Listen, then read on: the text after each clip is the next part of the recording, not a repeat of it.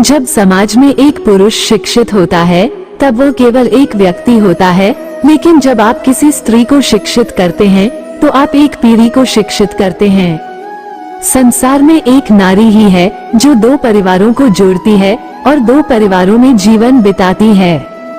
नारी एक माँ है, उसकी पूजा करो। नारी एक बहन है, उससे स्नेह करो। नारी एक भाभी है, उसका आदर करो। नारी एक पत्नी है, उससे प्रेम करो। नारी एक औरत है, उसका सम्मान करो। हर एक पहलू में आज औरत आदमी का कदम कदम पर साथ देती है। यूं तो सदियों से चला आ रहा है।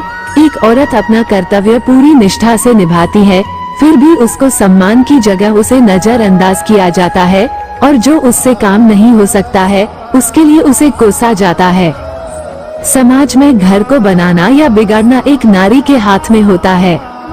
मतलब ये है कि अगर नारी हर जुर्म और बेइज्जती बर्दाश्त करती रहे और लफ्ज न खोले तो घर बचा रहेगा, जबकि सच्चाई ये है कि घर का बनना और बिगड़ना उस घर के सदस्य के हाथ में होता है, न कि सिर्फ नारी के हाथों में। तो फिर त्याग की उम्मीद सिर्फ नारी से ही क्यों?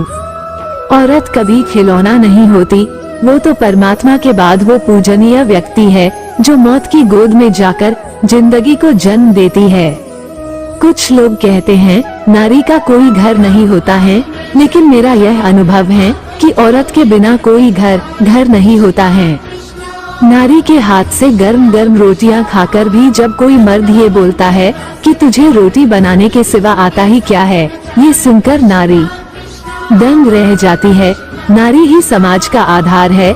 जैसे बिना भूमि में कोई भी पेड़ पौधा नहीं हो सकता, वैसे ही बिना नारी के कोई भी संतान उत्पन्न नहीं हो सकती। जिस घर में स्त्री का सम्मान वस्त्र, आभूषण और मधुर वाणी से किया जाता है, उस घर पर भगवान हमेशा प्रसन्न रहते हैं। किंतु जिस घर में इनका मान सम्मान नहीं होता तो उस कुल में सब कर्म व्यर्थ हो जाते हैं। नारी का सम्मान सदा होना चाहिए। संस्कृत में एक श्लोक है, यस्य पूज्यन्ते नार्यस्तु तत्र रमन्ते देवता, अर्थात जहाँ नारी की पूजा होती है वहाँ देवता निवास करते हैं। किंतु आज हम देखते हैं कि नारी का हर जगह अपमान होता चला जा रहा है। नारी का सबसे पवित्र रूप माँ के रूप में देखने में आता है। माता यानी जननी। माँ को ईश्वर से भी बढ़कर माना गया है, क्योंकि ईश्वर की जन्मदात्री भी नारी ही रही है। माँ देवकी, कृष्ण तथा माँ पार्वती, गणपति, कार्तिकेय के संदर्भ में हम देख सकते हैं। नारी का सारा जीवन पुरुष के साथ कंधे से कंधा मिलाकर चलने में ही बीत जाता है। पहले पिता की छत्रछाया में उसका बचपन बीतता है।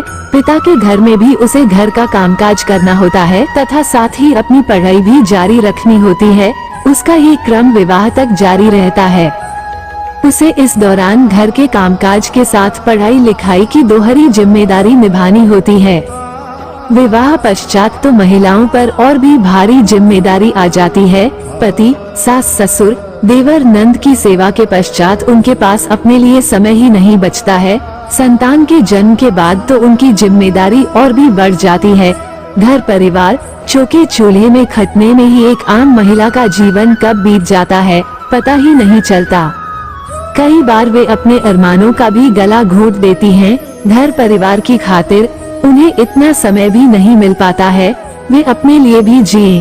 परिवार की खातिर अपना जीवन होम करने में भारतीय महिलाएं सबसे आगे हैं।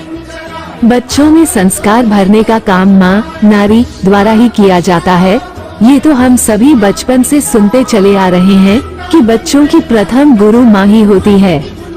इतिहास उठाकर देखें तो माँ पुतलीबाई ने गांधी जी व जीजाबाई ने शिवाजी महाराज में श्रेष्ठ संस्कारों का बीजारोपण किया था, जिसका ही परिणाम है कि शिवाजी महाराज व गांधी जी को हम आज भी उनके श्रेष्ठ कर्मों के कारण आज भी जानते हैं। इनका व्यक्तित्व विराट व अनुपम है। नारी को रोका गया, टोका गया, छोड़ा गया, रखा गया, परखा गया, बस उसे कभी समझा नहीं गया। यही कटु सत्य है। जो लोग ये समझ नहीं पाते कि औरत क्या चीज है, उन्हें पहले ये समझने की जरूरत है कि औरत कोई चीज नहीं है। अंत अंत में हम यही कहना ठीक रहेगा कि हम हर महिला का सम्मान करें, क्योंकि दुनिया की आधी आबादी के बलबूते पर ही आदमी यहाँ तक आया है, उसे ठुकराना नहीं चाहिए। जिस सीढ़ी महिला के बलबूते पर आदमी यहाँ तक आया, उसका तिरस्कार, अपमान कतई उचित नहीं कहा जा सकता है। भारतीय संस्कृति में महिलाओं को देवी, दुर्गा व लक्ष्मी आदि का यथोचित सम्मान दिया गया है, अतः उसे उचित सम्मान दिया जाना चाहिए।